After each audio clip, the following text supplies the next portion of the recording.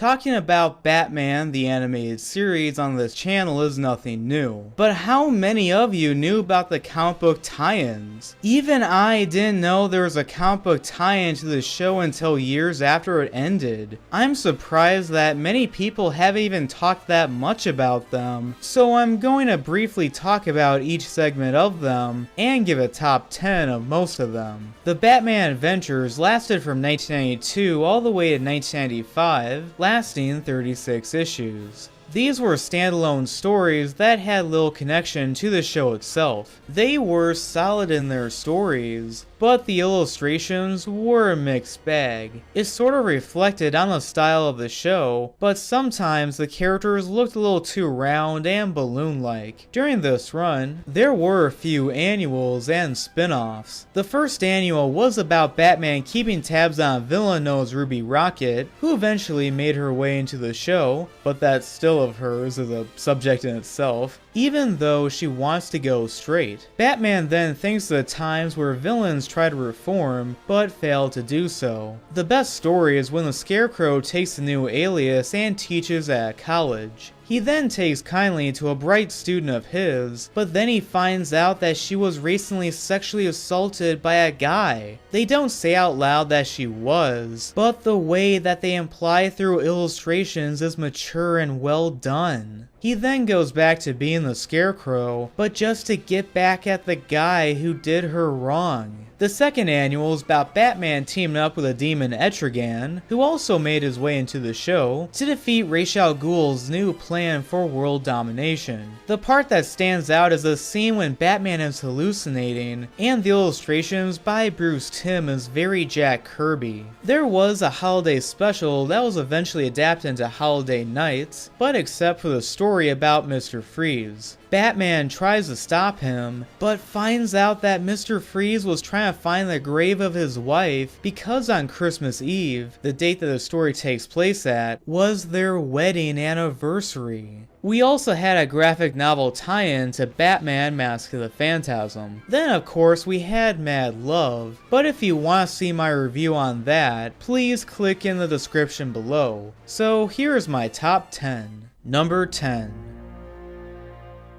The Killing Book, issue number 16. The Joker finds out that there is a comic book based off Batman, and is not happy with how they write himself, so he kidnaps a kid who is an artist to make him a comic. It's not only funny to see this comic referencing itself, but the kid in this was based off a real person who won a contest that this comic created months before. Number 9. Toxic Shock, issue number 23. Batman needs Poison Ivy's help to save a poisoned diplomat who has vital information. It is interesting to see two opposites working together, and Batman's willingness to save a life while working with an enemy. Number 8.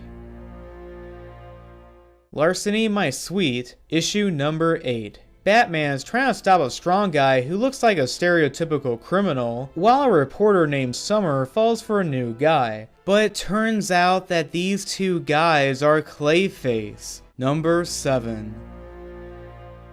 Batgirl Day 1, issue number 12. Barbara Gordon dresses up like Batman for Halloween and finds out that the duo of Harley and Ivy are up to no good, so she takes matters into her own hands. This is a funny issue that foreshadows Batgirl's later involvement in the show. Number 6.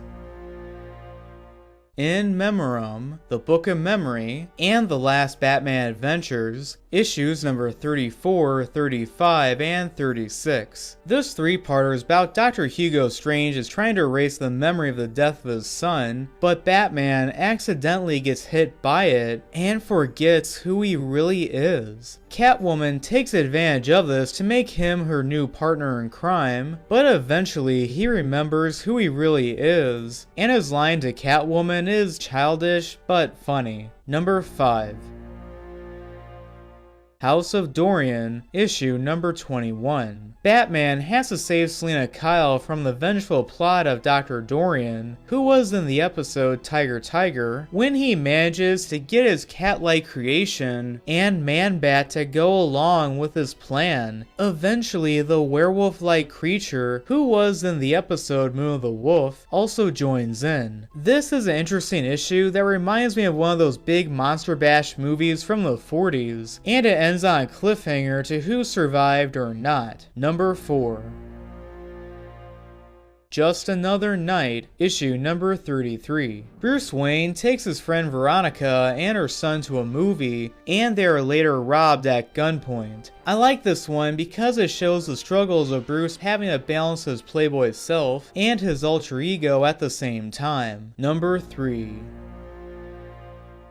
Anarchy, issue number 31. A villain known as Anarchy has kidnapped wealthy people, including Bruce Wayne. He televises the wrongdoings of their companies, while Robin has to stop him. It's intriguing because Anarchy is a Batman villain who has become more popular as time goes by, and the speeches he gives while fighting is very thought-provoking. Number 2.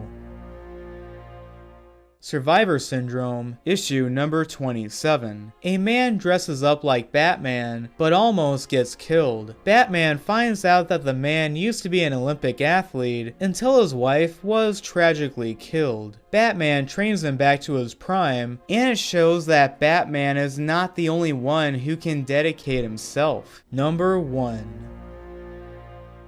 The Third Door, issue number 6. Bruce Wayne discovers a person murdered, but people think that he did it. He tries to figure out who did it while being in a jail cell. I love the simplistic mystery here, as well as this scene when he deals with this goon. After that was the Batman Robin adventures that lasted from 1995 until 1997, and lasted 25 issues. The illustrations were better, but at the same time, the stories got better as well. In the last issue, Batman encounters aliens, but refuses to buy into it. I don't get why. He has interacted and eventually interacted with people who are not normal, and some of them were aliens, but refuses to accept that aliens exist. One of the annuals was about Batman running to the Phantasm again, and explained how the Joker survived her vengeance. We also see Arthur Reed on his side effects of Joker's toxin to a heartfelt farewell. The other was about Batman remembering his days of when he was being trained by Zatara, with being trained to becoming an escape artist, to getting to know his daughter Zatanna, and stopping an evil man known as a hypnotist who wants to get his hands on an amulet. There was also a comic book version of Batman Mr. Freeze Sub-Zero, and even a one-shot issue where they mixed Batman with Wolverine. So here's my top 10. Number 10. Joker's Last Laugh, issue number 18. The Joker is depressed, and Harley Quinn tries to cheer him up. This is interesting because we don't see the Joker smile much. He eventually comes around, but only because of his ego. Number 9. Through the Long Night, issue number 20. Batman and Robin are fighting a bunch of criminals, and Detective Harvey Bullock is in a betting pool with other members of the GCPD to how many the dynamic duo can defeat in one night. This one is not short on action, but it's funny that Bullock is more concerned about his bet and not so much on doing his job. Number 8.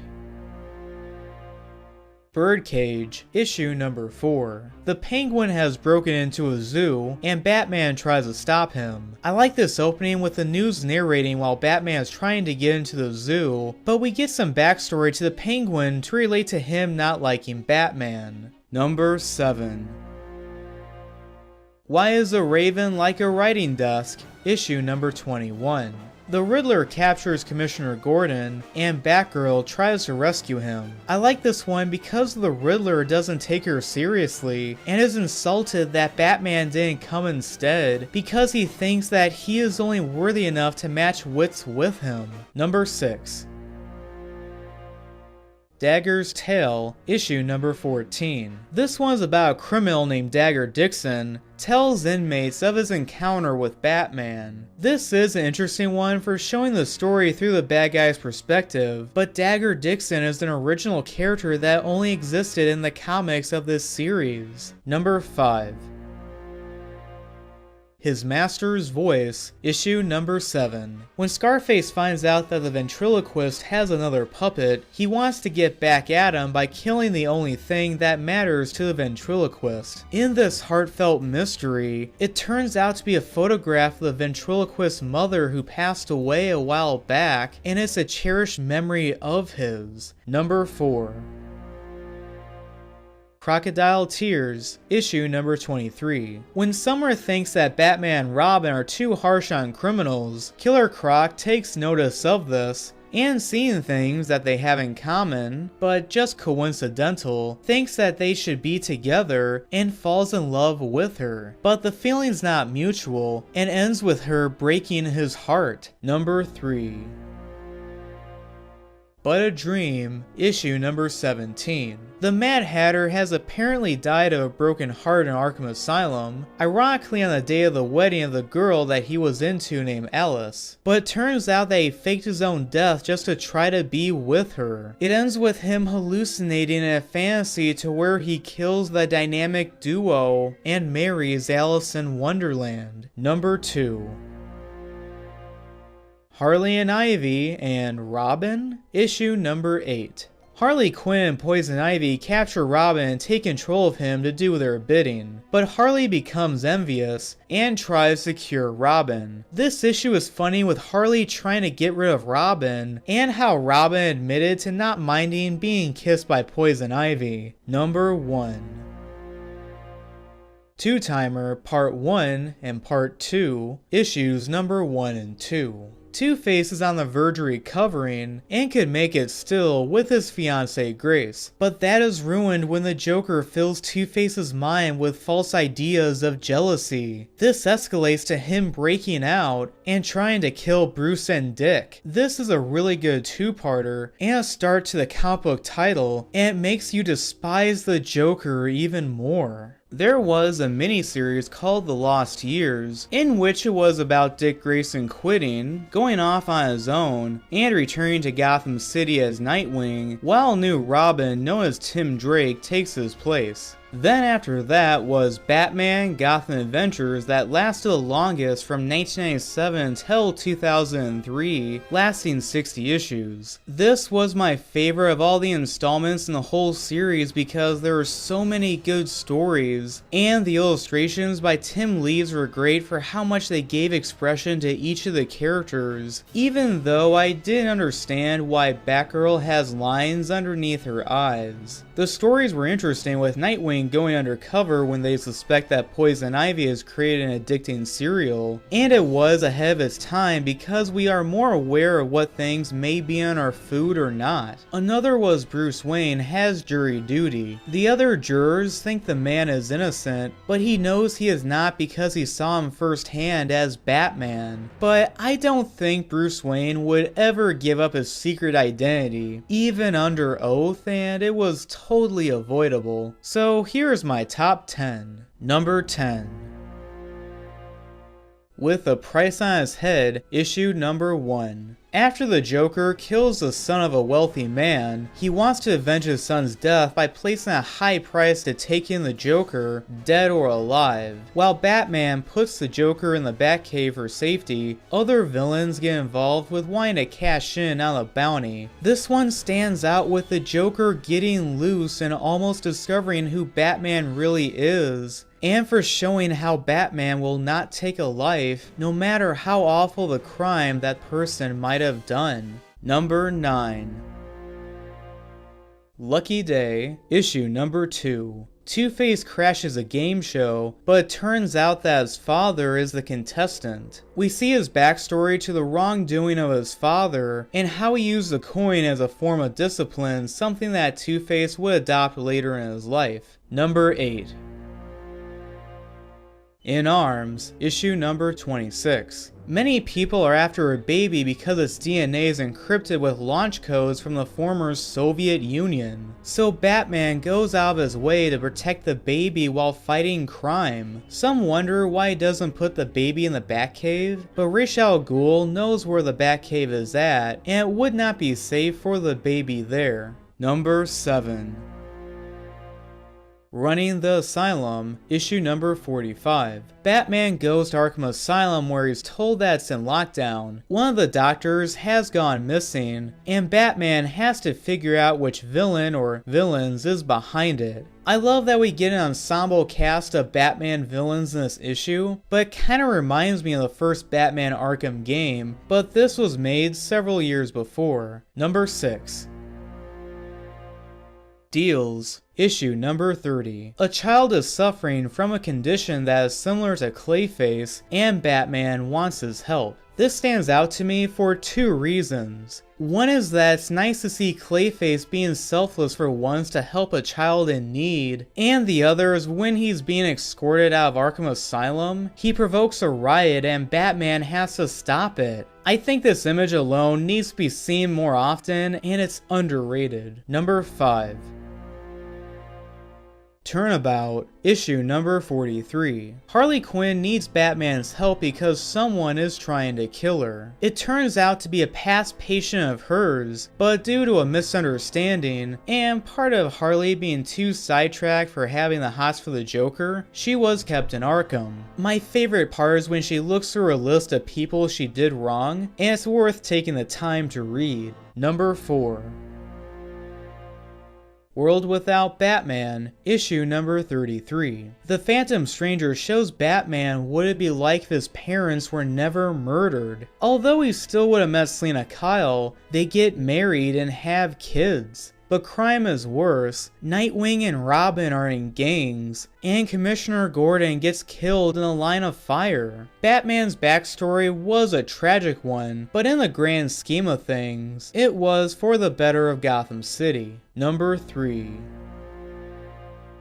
Claws, issue number 4. Catwoman finds out that the head of a cosmetics company is experimenting on cats, and she captures her to get back at her. This issue explained why Catwoman's hair changed during the New Adventures, but when she scarred a woman, that permanently destroyed any relationship she had with Batman. I find it hilarious that these bad guys look like the cast of Seinfeld. Number 2. Second Timers, issue number 50. Catwoman gets hit by an explosion when she tries to rob a safe, and Batman investigates who did it. I love this issue because it shows Catwoman can do good from time to time, and why Batman is very critical of her. Although he fights for justice, he still cares about her, even if she is a criminal. Number 1.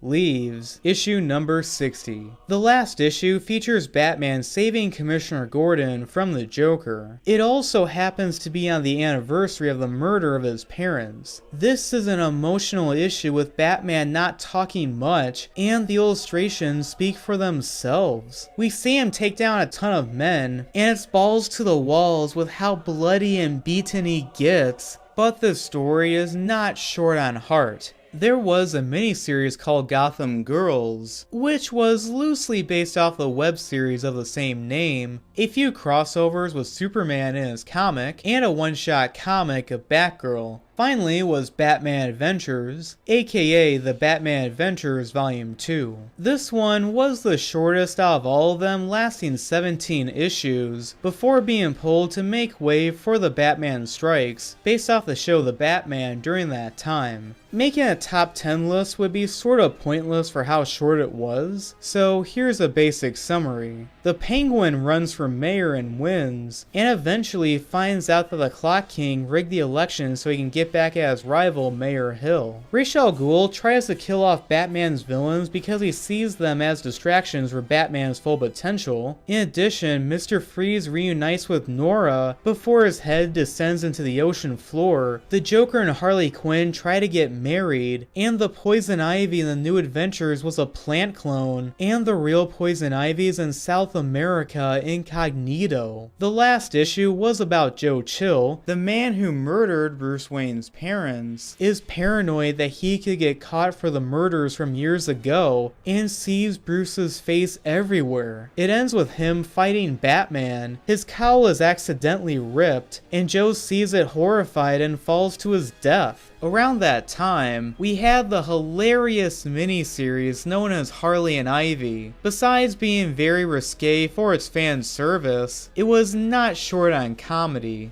I love the part where Bruce Timm and Paul Dini have cameos as writers, and the duo take over the movie. The two moments that stand out to me is this nightmare that Poison Ivy has, and then she just decks Harley Quinn. If you think that's weird, get a load of hentai? But the most mature of the comics was the short called Two of a Kind. Two-Face gets surgery done, falls in love with his doctor, and plans to marry her. But then he finds out that she has a bad sister who comes on to him and eventually kills the other just to be with him. It definitely does not pull any punches, and the most R-rated that anything related to the animated series has ever gone. There was recently a crossover with the Teenage Mutant Ninja Turtles, but I honestly need to still get around to that one. It seems like a lot, but it's definitely worth your time, even if you're a fan of the show or not. On an A to an F scale, I give the comics related to Batman, the animated series, an A. So anyway, thanks for watching. I really hope you enjoyed this video. Please like and subscribe.